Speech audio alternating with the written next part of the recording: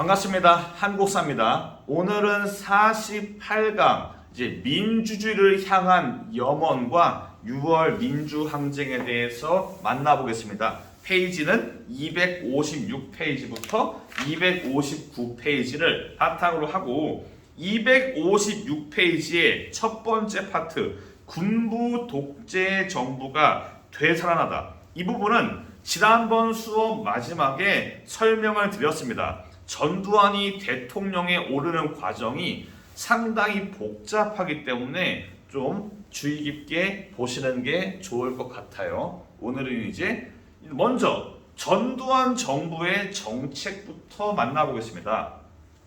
전두환 정부의 정책은 두 가지로 방향이 나뉩니다. 일단 당연히 독재 정권이니까 민주화 운동을 줄곧 탄압을 합니다. 그러면서 동시에 일반 국민들의 민주화 운동을 제외한 소소한 자유들을 풀어주고 여러 가지 즐길 거리를 제공을 해 주어서 인기를 끌고 국민들이 민주화 운동으로 눈을 돌리지 않게 세팅을 합니다. 먼저 어떻게 민주화 운동을 탄압을 했나? 당시에 민주화 운동의 주역이라고 한다면은 뭐 지식인들도 있겠어요. 뭐 정치인도 있겠죠. 하지만 가장 민주화 운동을 앞장섰던 사람들은 학생들입니다. 대학생들. 그리하여 전두환 정부는 대학생들이 민주화 운동에 참여하는 것을 막게 하기 위해서 그럼 심플하게 대학생들이 민주화 운동을 참여하지 않게 하려면 심플하게 얘들을 군대에 보내면 됩니다. 군대는 이 사회와 동떨어진 공간에 존재하기 때문에 군대에 있는 동안에는 이들이 시위에 참여를 할 수가 없어요. 그리고 동시에 군대에서 각종 사상 교육을 통해서 강압적으로 이들을 민주화 운동에서 떨어뜨려 놓는 겁니다. 그거를 녹화 사업이라고 해요. 그래서 녹화 사업을 통해서 대학생들을 군대에 보내거나 혹은 여기에서 사상을 주입시켜 가지고 다시 역으로 투입시키는 이런 상황들도 나옵니다. 뭐 자세한 설명은 256페이지의 왼쪽에 있습니다. 또한 보도 지침을 발표하는데 보도 지침은 이 전두환 정부가 각 언론사에 내리는 일종의 가이드라인이에요. 그날 보도 지침을 여기 256페이지에 보도 지침 사진이 있는데 이런 식의 칠판이 있어요. 여기에 그날 전두환 정부가 내려주는 보도 지침을 적어가지고 뭐는 보도하지 마라 라고 정하는 겁니다. 예를 들면은 256페이지에 보면은 4번을 볼까요? 김대중 일본 교도통신회견 중 대통령 면담 조청 불가. 3월 20일 건국대 총장 퇴진 요구 불가. 여기서 말하는 불가는 보도할 수 없다는 겁니다. 이렇게 정부에서 특정 그날 있었던 사건 중에서 보도가 되면 안 될 것들, 여기에서 안 된다는 것은 전두환 정부한테 이롭지 않다는 걸 얘기해요. 전두환 정부한테 안 좋은 것들은 이렇게 보도를 하지 말라고 이야기를 하는 겁니다. 이거를 어길 간큰 신문사는 존재하지 않았습니다. 그래서 이렇게 보도 지침을 내려가지고 언론들을 통해서 언론 보도를 통해서 국민들이 이 정부의 민낯이나 혹은 민주화 운동들의 사건들을 접하지 않게 차단을 한 겁니다. 그러면서도 일반 국민들을 위해서 즐거움을 제공하고 그들의 억압을 어느 정도 풀어주는 유화 정치를 실시해요. 예를 들면은 이 비상계엄 시기와 유신정부 시기에 야간 통행 금지가 존재했습니다. 0시부터 4시까지는 야간에 통행을 못했어요.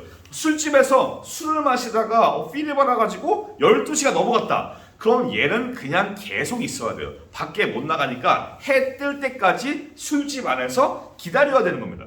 0시부터 4시까지는 통행이 안 됐는데 이거를 해제합니다. 그리고 여러분들이 가장 좋아하실 그런 거네요. 두발과 교복을 자유로 하여. 그래서 머리를 마음대로 기를 수 있고 교복을 풀어버립니다. 그래서 사복을 입고 등교를 하게 해요. 그러니까 학생들의 인기가 올라가겠죠.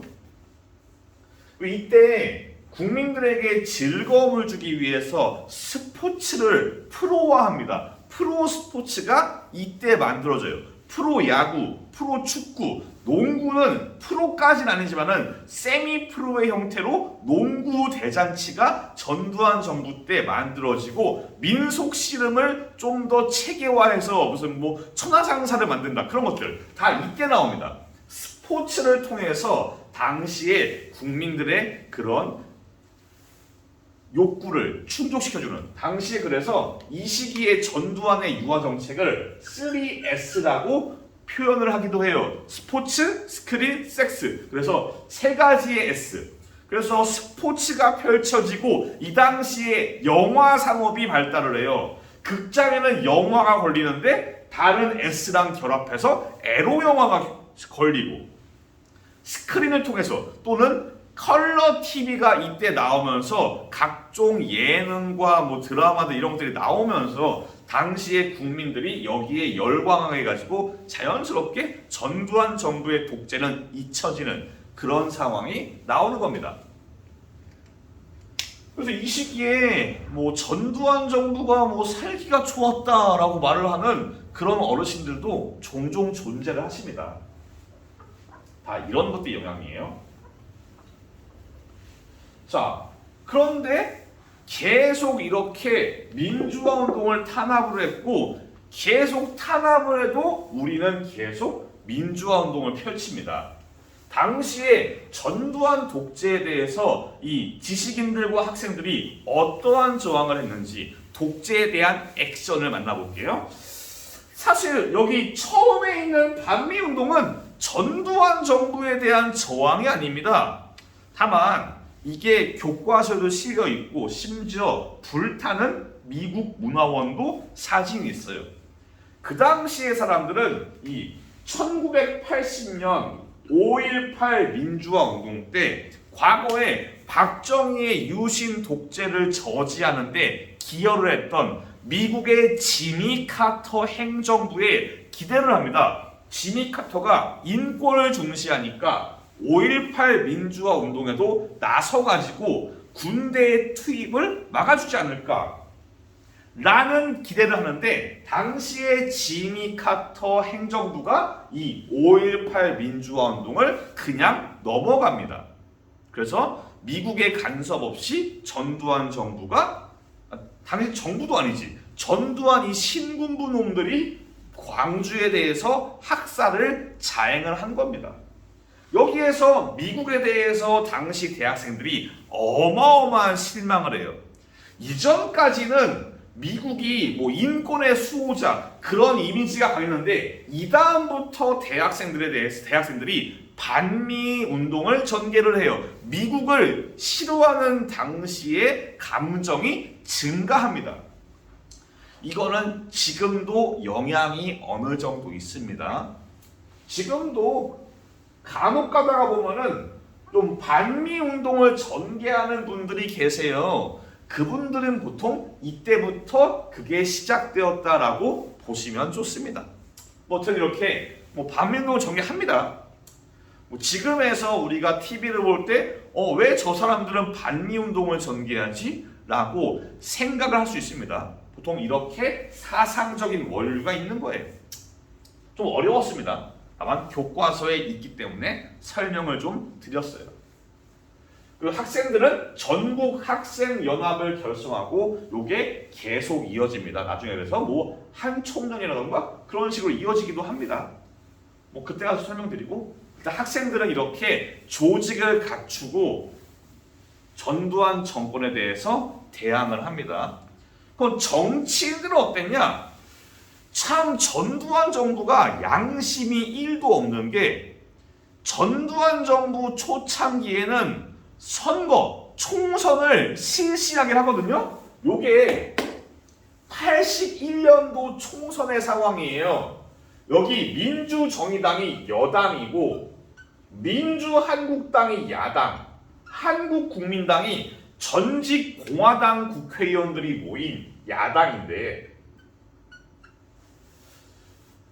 얘들이 당시에 전두환 이 문어대가리가 이 당시에 김영삼 같은 핵심적인 정치인들의 활동을 금지시킵니다. 정당을 만들고 정치 행동을 하는 걸 금지시키고 김대중 DJ 같은 경우는 애초에 처음에 전두환이 이 양반이 김대중을 내란 음모 사건을 조작을 해서 김대중한테 사형을 선고해요. 그래서 사형을 집행하려고 할 때 누가 막냐? 미국이 막아요. 당시에 지미 카터 대통령이 5.18은 외면했어도 김대중의 사형만큼은 외면하지 않고 후임자인 레이건 대통령한테 당신이 김대중의 DJ의 사형만큼은 막아달라 요구를 합니다. 레이건이 당시에 우리 전두환한테 압력을 가해가지고 다행히 DJ가 사형을 집행당하진 않고 미국으로 망명을 떠나요. 김대중 없고 김영삼 등 주요 야당의 정치인들 활동 정지되는데 근데 야당이 있잖아요. 양심이 정말 없는 게 여기 있는 야당은 당시에 정부가 만든 야당입니다. 이런 거를 어려운 말로 관제 야당이라고 해요. 정부가 제작한 야당이라고요. 심플하게. 이런 일도 있어요. 저는 민주정의당의 국회의원 되고 싶어요 했는데 신청을 했어요. 여기다가 공천 신청을 했는데 정작 여기에 후보가 됐어요. 여기에 신청했는데 여기에 국회의원 후보가 됐다고요. 그 정도로 사실상 얘네들은 하나의 세트입니다. 야당다운 야당이 없어요. 그냥 얘들 하는 대로 따라가는 애들입니다. 이런 상황 속에서 당시에 이제 1985년 경부터 그 무렵에 이제 뭐 김영삼 같은 당시에 과거에 민주화 운동을 하고 박정희의 유신 독재에 맞서 싸웠던 그런 정치인들의 활동이 해제가 됩니다. 그래서 이들은 민주화 추진협의회를 결성하고 이어서 신한민주당을 창당을 합니다. 요게 굵은 글씨였죠. 교과서에는. 신한민주당을 창당을 해요. 엄밀히 따지면 진짜 야당다운 야당이 이때 처음으로 등장을 한 겁니다. 이들은 당시에 별로 기대를 안 해요. 당시에 민주정의당이 여당이 원체 꽉 잡고 있으니까 야 우리가 지금 후보를 50명을 내는데 한 절반만 돼도 정말 대박이겠다 라고 소소하게 목표치를 정한 다음에 50명의 후보를 내는데 놀랍게도 1985년 총선에서 50명이 전원 당선됩니다. 그래서 신한민주당이 어마어마한 돌풍을 일으키면서 야당다운 야당이 국회에 등장한 겁니다. 이들은 야당다운 야당답게 정부에 대해서 직선제 요구를 막 합니다. 우리가 직선제 안 한 지 꽤 됐어요. 마지막 직선제가 1971년도 7월 대선 김대중 대 박정희였단 말이죠. 이렇게 신한민주당 정치인들과 대학생들, 지식인들 등등등에 의해서 직선제 개헌 요구가 계속 이어지자 전두환은 이 직선제 개헌 요구를 따로 시선을 돌리기 위해서 금강산댐 사건을 벌입니다. 요게 정말로 어처구니가 없는 사건입니다. 뭐 257페이지 오른쪽에 설명이 있는데 그거를 좀 더 자세하게 해볼게요. 그냥 이거는 이런 거예요. 지금 한강이 이렇게 흐르거든요. 서울이 있고 서울이 있고 한강이 남한강이 있고 북한강이 있어요. 북한강은 북한까지 갑니다. 당시에 북한이 북한강 상류 지역에 댐을 건설하고 있었습니다. 요게 첩보에 걸린 거죠. 이거를 전두환은 요거를 민주화 운동을 시선을 돌리는 데에 이용하자라고 해가지고 전격적으로 발표합니다. 북괴, 금강산댐, 안보의 중대 위협 이러면서 200억 톤의 저장을 가지고 200억 톤을 가지고 여기에다가 댐에다가 200억 톤을 모아버린 다음에 이제 풀어버리겠다. 이 북한강과 남한강이 있는데 당시에 북한강에서 200억을 풀어버리면은 이제 쫙 물이 쓸려오면서 서울에 63빌딩 절반이 물에 잠기고 국회의사당과 한강의 아파트, 장충체육관, 서울시청 이렇게 다 물에 잠긴다. 큰일 났다. 라고 말을 하는 겁니다. 얼마나 자극적이야 이게. 뭐 북한에서 200억짜리 풀어버리면은 다 싹 쓸린다. 서울이 완전 작살난다. 이거를 막 수조에다가 모형 갖다 놓고 물을 틀면서 봐라 이렇게 지금 국회의사당 둥실둥실 떠내려간다. 이걸 막아야 된다. 막 이런 식으로 이런 자극적인 조작을 통해서 여기에서의 팩트는 하나밖에 없어요. 북한이 댐을 만들고 있다. 요것만 팩트입니다. 200억 톤이 말도 안 되는 거예요. 이 정도면은 중국의 거대한 강인 양쯔강에 있는 댐 수준이에요. 한강이 우리 기준에 커더라도 양쯔강 레벨은 아니거든요. 양쯔강의 물을 닫을 수 있는 수준이 200억이에요. 그런데 한강에 200억? 택도 없습니다.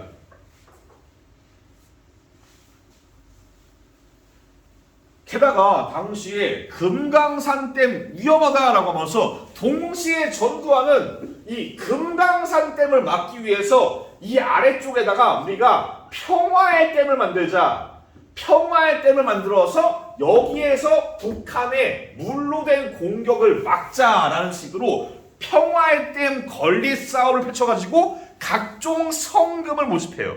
물론 이 성금들은 대부분 다 전두환의 인마이 포켓 주머니에 꽂히게 되는 겁니다. 전두환은 민주화 운동에 대해서 시선을 돌릴 수 있었어요. 얼마나 자극적이냐고요. 이걸 딱 봤을 때 직선제 개헌에 눈이 쏠리겠어요? 200억 톤에 쏠리겠냐고. 요게 한 방에 돌아가는 겁니다. 거기에 더해서 전두환은 비자금도 챙기고. 참 이래저래 답답한 상황입니다. 이런 식으로 민주화 운동에 향하는 시선을 돌리려고 했습니다. 하지만 계속 민주화 운동은 전개가 되었고요. 이제 운명의 1987년이 찾아왔습니다. 1987년에 서울대학교 언어학과의 박종철 학생이 당시에 치안본부 대공분실에서 고문을 받다가 사망을 합니다. 나중에 검찰에서 현장 검증을 한 결과 이런 식으로 물고문을 하다가 욕조의 턱에 가슴과 목이 눌려가지고 질식사를 했다고 해요. 이런 식의 고문치사 사건이 발생을 했는데 당시에 치안본부에서는 요거를 조작합니다. 은폐를 해요. 막 이런 말을 해요. 우리가 이 박종철 군을 잡아가지고 이제 신문을 하는데 당시에 박종철 군이 전날에 술을 너무 먹어서 정신을 못 차리더라. 그래서 물을 줬는데 물도 제대로 못 마시더라. 이런 상황에서 신문을 해야 되니까 우리가 수사관이 책상을 탁 치면서 박종철 군에게 윽박을 드리니까 박종철 군이 억 하고 넘어져서 사망을 했다. 그 유명한 탁 치니 억 하고 죽었다. 이런 말도 안 되는 개소리가 이때 나온 겁니다. 상식적으로 이 말을 누가 믿겠냐고요. 누가 탁 치니까 억 하고 죽어. 무슨 뭐 무협지입니까? 탁 치니까 죽게?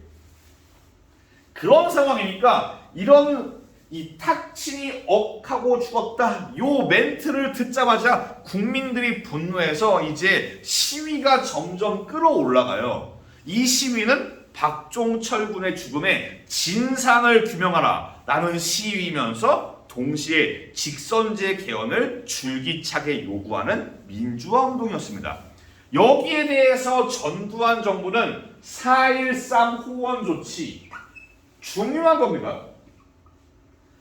6월 민주항쟁이 항상 뭔가 모의고사 등에 튀어나올 때 마치 4.19 혁명은 부정선거가 원인이었고 5.18 민주화운동은 신군부가 항상 키워드로 나온다면은 이 6월 민주항쟁은 4.13 호원 조치가 항상 중요한 키워드로 등장을 합니다.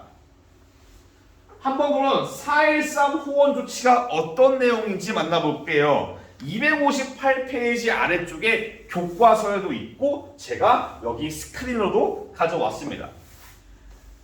본인은 임기 중 개헌이 불가능하다고 판단하고 현행 헌법에 따라서 후임자, 여기에서 이미 전두환은 후임자로 노태우를 생각을 하고 있어요. 후임자에게 정보를 이해한 겁니다. 즉 간선제로 후임자에게 넘기겠다. 그리고 이와 함께 블라블라 평화적인 정부 이양과 88년도에 서울올림픽을 성공적으로 치르기 위해서 개헌 논의는 하지 말라. 즉 직선제 개헌 안 할 거니까 개헌 같은 소리 하지 마라 라고 직선제 개헌 요구를 무시하는 겁니다. 이 호원 조치를 보고 있는 국민들이 다시 한번 분노해서 이때부터 민주화 운동의 구호에 꼭 들어가는 게 호원 철폐, 호원 조치를 철폐하라 라는 말이 항상 튀어나옵니다. 그래서 4.13 호원 조치가 바로 그 키워드가 되는 겁니다. 이게 6월 민주항쟁의 배경입니다. 박종철 고문치사, 이것도 키워드입니다. 박종철 고문치사와 4.13 호원 조치, 이 두 가지가 중요한 키워드니까 알아주시고요. 당연히 이 호원 조치에 대해서 우리 국민들은 분노해서 시위를 막 전개를 하거든요.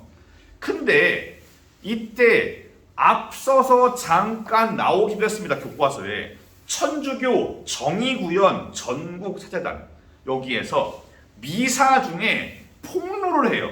뭘 폭로하냐? 이 박종철 고문치사 사건이 은폐되었고 조작되었다라는 사실을 미사 중에 폭로합니다. 요게 이제 전국적으로 보도가 되기 시작을 해요. 이게 관련해서 영화 1987에 잘 나와 있고, 영화 1987은 안 보신 분들은 보시면 좋습니다. 정말 6월 민주항쟁에 대해서 당시에 관련자들, 아직 생존해 있는 관련자들, 그분들의 이야기를 들어가면서 나름대로 고증에 신경을 쓴 그런 영화입니다. 이게 천주교 정의구현 전국사재단에 의해서 은폐 사건이 폭로가 되면서 국면이 완전히 뒤집힙니다. 당시의 정치인들, 야당 정치인들, 지식인들, 사회 지도자, 이런 사람들이 이 폭로를 보고 지금이 이제 민주화 운동을 체계적으로 항쟁을 진행해서 전두환 정부를 끝장낼 기회다 라고 해서 민주헌법쟁취 국민운동본부, 놀랍게도 굵은 글씨인데 이게 왜 굵은 글씨냐? 이 국민운동본부에서 줄여서 국민운동본부라고 하기도 합니다. 여기에서 이제 6월 민주항쟁을 조직적으로 전개하고 진행을 했기 때문에 요게 굵은 글씨인 거예요. 여기에서 6월 항쟁을 주최하고 주관하는 겁니다.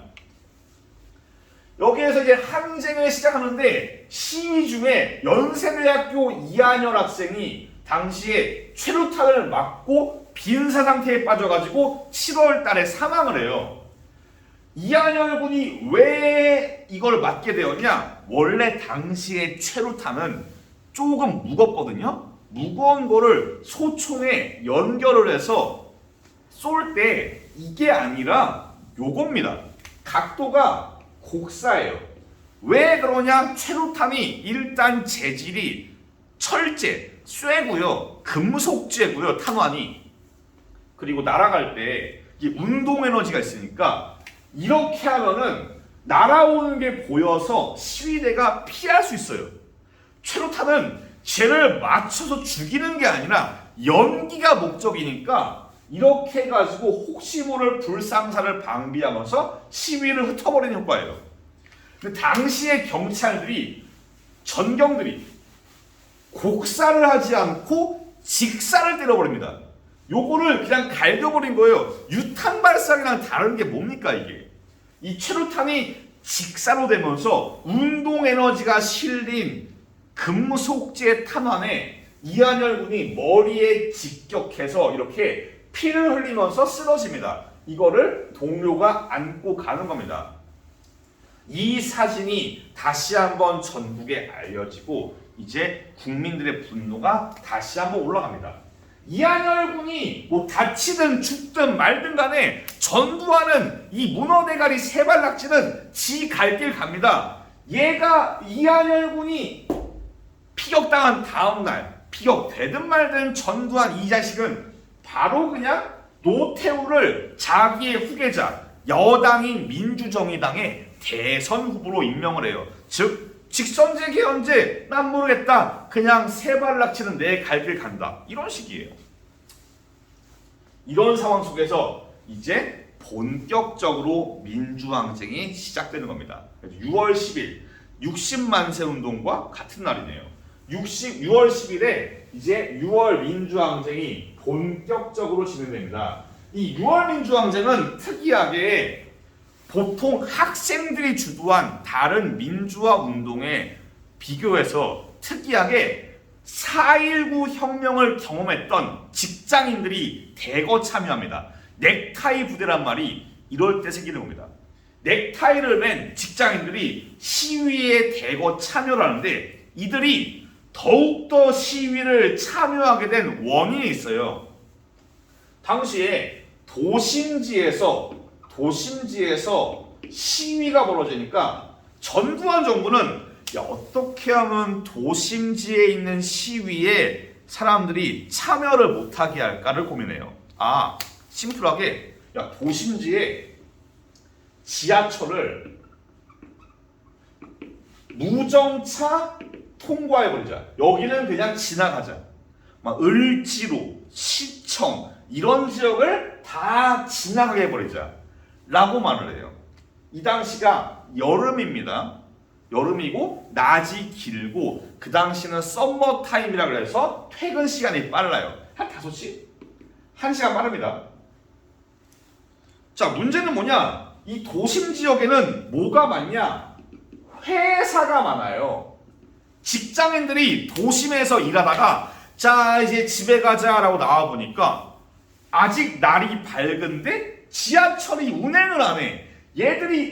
회사원들이 집에 못 갑니다.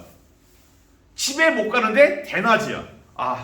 그냥 열받는데 우리 그냥 더 이상 못 참는다. 야, 우리 어차피 집에도 못 가는 거 시위에 참여하자. 전두환의 이런 꾀가 오히려 직장인들, 퇴근을 못하는 직장인들이 도심지의 시위에 대거 몰려드는 효과를 가져와서 오히려 시위 참가가 오히려 많아지는, 어떻게 보면 속된 말로 오히려 좋아, 이런 말이 나오는 겁니다.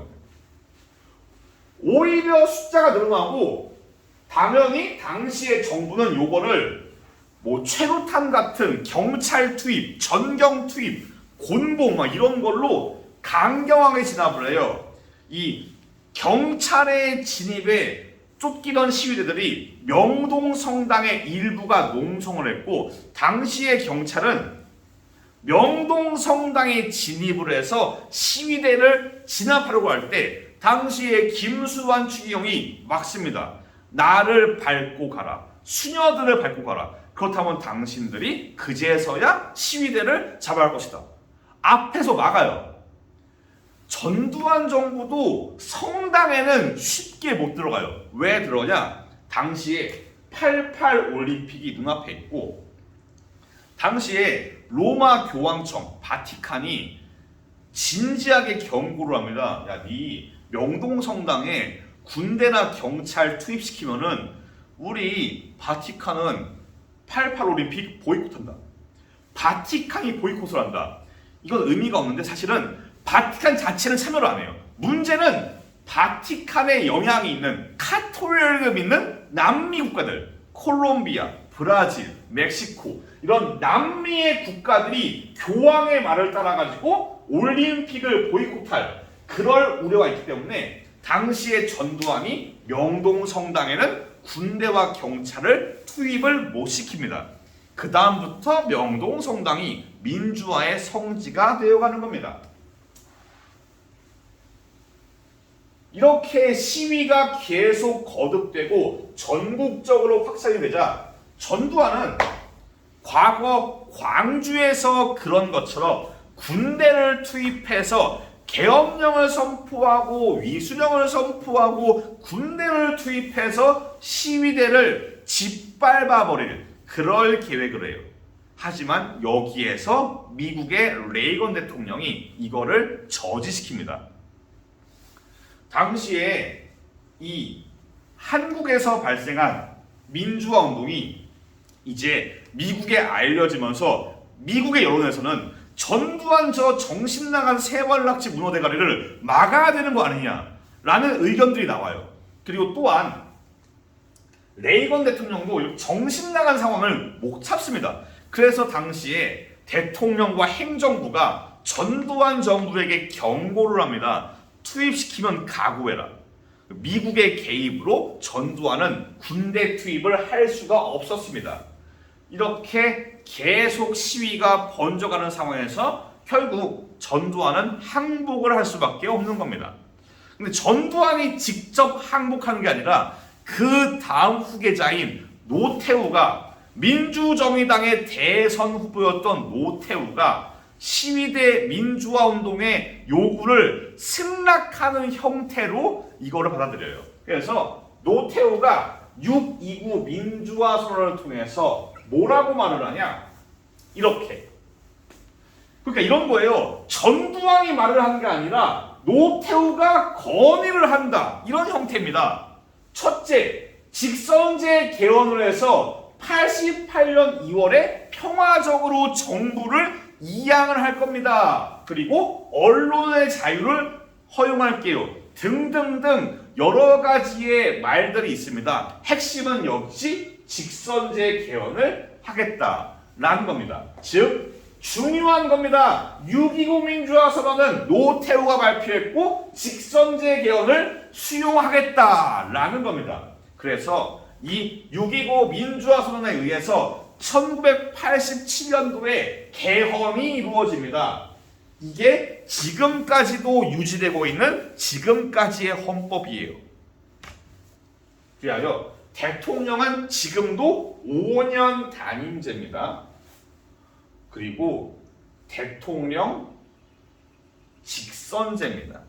드디어 직선제를 1971년에 마지막 직선제를 해서 1987년에 16년이 지났습니다. 드디어 우리의 손으로 독재 정권, 군사 정권의 독재를 끝장내고 직선제 민주주의를 쟁취한 겁니다. 평화적 시위를 통해서 말이죠. 그래서 우리 민주화 운동의 역사에서 가장 영광이 있는 그런 순간 중에 하나입니다. 4.19, 5.18, 6월 민주항쟁 이렇게 수많은 사람들의 피와 수많은 사람들의 희생을 통해서 우리는 지금 누리고 있는 민주주의를 얻게 된 겁니다.